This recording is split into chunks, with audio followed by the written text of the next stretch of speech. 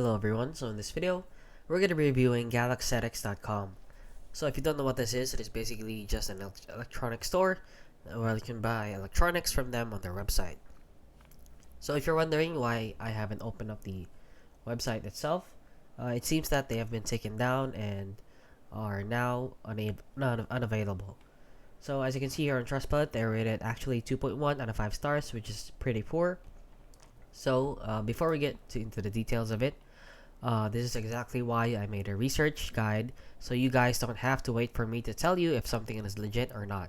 So the link is in the description down below for you guys to check out. So with that out of the way, let's read some reviews here. So this person said that it's a scam, scam company. Unfortunately, 1 star, scam. We don't buy these ripoffs. I would give them no star comment. I would give this 0 stars if I could.